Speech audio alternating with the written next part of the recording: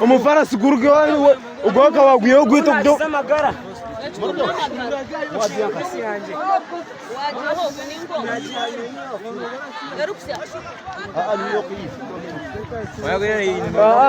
umufara siyoke se bitaboje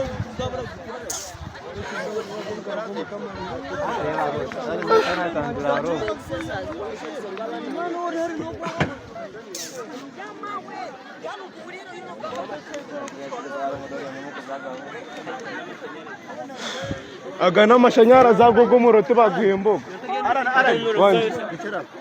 ennyo kibi nnyo era kibi ddala ndowooza owulidde essomero lino liri mu ntuŋŋamo era nga olabye abaana boogera mu Lunyankole babadde bagamba kimu nti Mukama atuyambye ne tutaasa obulamu oba ebintu bisaanawo muleke bisaanewo nti oba ebintu byonna byonna bisaanawo kasita Mukama atuwadde obulamu tujja kufuna ebirala so mawulire mabi nnyo era ga nnaku nnyo naye ebintu bino eby'emiriro mukulu Fred Kajubirumbuye aka Chemical Ali aze ng'ayogera ku nsonga z'emiriro zino naye nga bw'omanyi nti sometimes oba tomanyi kinaggwawo ddi oba kijja kutandikirawa naye nga mawulire mabi nnyo nnyini ddala era Mukama ataasiza nti biguddewo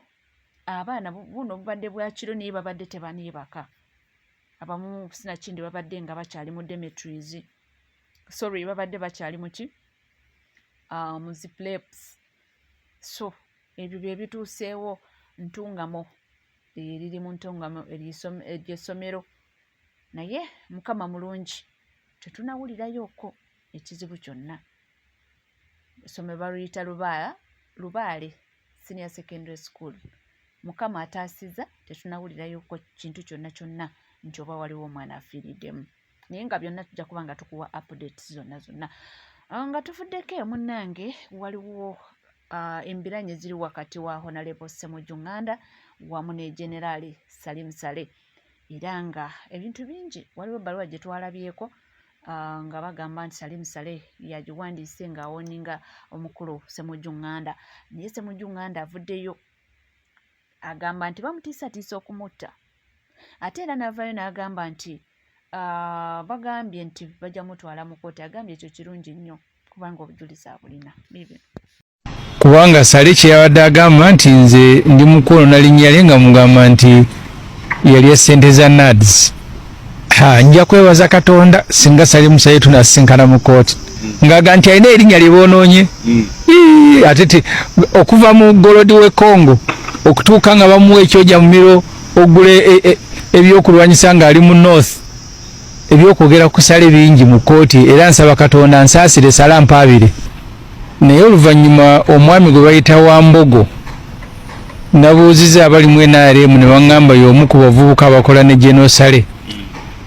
naye n'aweereza ekiwandiiko kye kimu naye ng'agasseeko n'olukalala lw'ebigambo biyitirivu obungi ebituuka n'okutiisa obulamu bwange nga ŋŋamba nti yinza okulowooza nti basirise naye bo Kobra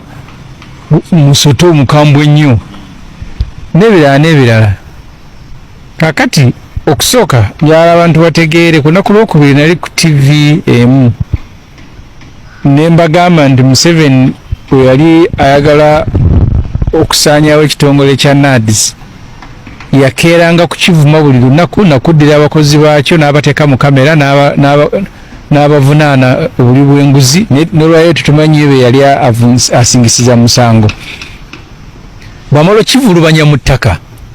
n'alyoka asindikayo muganda we General Saleh nti yajja okujjanga ssente za Operation Wealth Creation kyenayogedde nti Saleh report tuzina mu Parliament olwatuuka mu Operation Wealth Creation kye yasooka okukolayo n'abasirikale be yagenda nabo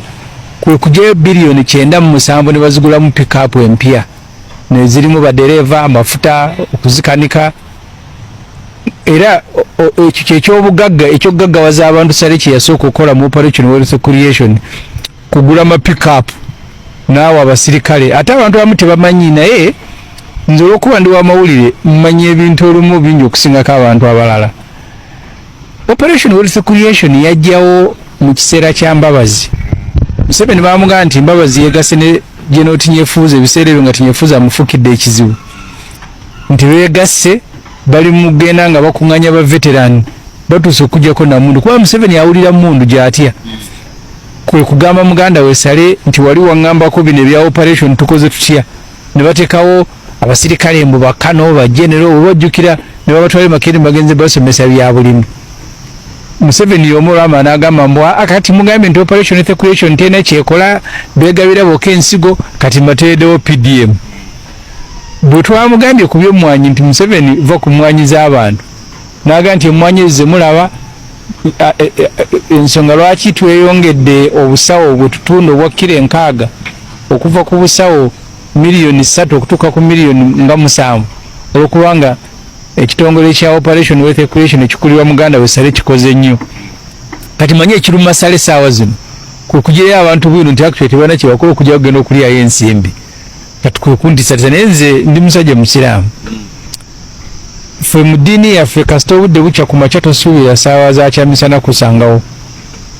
bwe ekyemisana bwe kikusangawo tosuubira kawungeezi kulya kyaggulo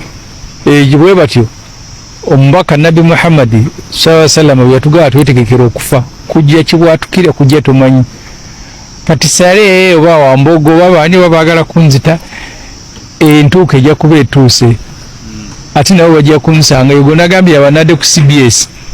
Mugabe yakuba Shangara yali amuvuganya kata mutenene n'akawanga ne bakaso musayini buliika bombi bali mu ntano babanyimya Katonda yamanyi kati ne bana badizalisa abantu okufa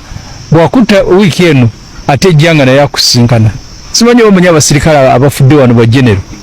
Dokechi Tumwine waliwo ne yesimba okuba president Biraro Aronda abo n'aba general b'amagye niti bajja kututiisa gabafule ensinti yaabwe bwe bagiinako obuvunanyizibwa obusembayo NNC agiinako obuvunanyizibwa obusembayo Katonda ne bagene b'amagye bafa ne babaziika ne bamusitula nga takyasobola kwejja mu kifo so Sale ne ttiimu yo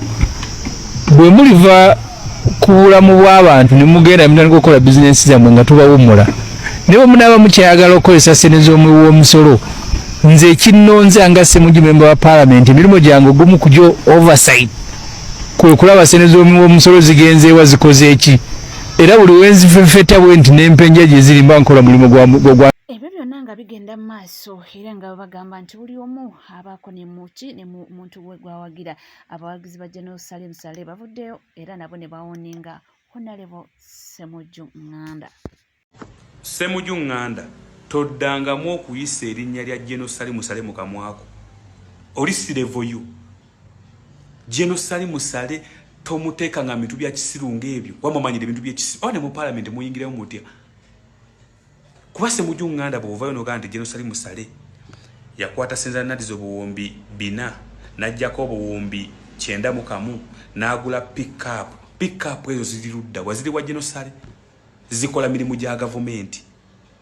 era bakoordinata ba OWC be bazina mu bitundu byabwe nga buli nti Kalamojja oli koordinata wa OWC nga Mukalamojja Kasese weeyo tebatwale batwale nti Munyankole Munyalwanda mukya balonda weeyo ne bamuwe emmotoka asooka okutambuza emirimu gya gavumenti abana Uganda balimye eki kyalimya n'akifunamu gwe mulimu gwa OWC era ensonga lwaki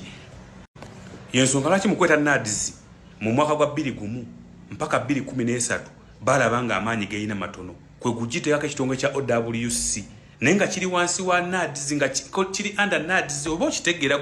gwensomesa kwe kuba nti essaawa zino emmwanyi gy'oli mu kwogayako buno budde ng'oyogera by'otamanyi OWC operation evacuation yegifudde ekyo gw'ogyogerako lwansonga nti etaddewo bakoordinata mu bitundu ebyenjawulo ate ne bakola omulimu omutuufu nkuddewo amagezi gazze bw'obanga ozannyazannya gwe ku ssente z'ofuna mu palamenti buli lw'olingira palamenti ofuna miliyoni 2 bya mmotoka omwezi bakwa miliyoni 3 omwezi ne bakonga miliyoni 17 okutambula mu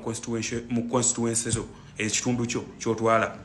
ne bakwa miliyoni 10 za mafuta ne bakwa miliyoni 6 za nyumba tugenda okubalamu ng'omwezi gumu ssente z'otwala ziri miliyoni 75 ne tukubala ebisanja bino by'okwamala mu parliament ng'ofune miliyoni 8 za mmotoka zokka kwa buli kisanja ofuna miliyoni 2 za mmotoka bwe tubala zonna ssente ewamu emyaka 2 gewakana mu palamenti ofuna obuwumbi 20 tewali abuganyirwamu okujjako gwe ne famire yo abantu b'ekira bali bubi ebbanga lyomazi olemeddwa okukolera abantu b'ekira oli mu kusimba mannyo ku bintu by'otalina ku mutana maggulu mubeere bantu bakulu palamenti musobola ziddamu kuba kati abavubuka tutegeera nnyo mulina okwegendereza ennyo bye mukola mulemeddwa okukolera abantu bamwe mu bukira bitabakwatako muvubuka wacha wewe gwe amawulire mangi nnyo nnyini ddala naye nga nzikiriza mbe nga nkwerekereza kyakuba nga nkomawo n'amalala mangi nnyo tovaawo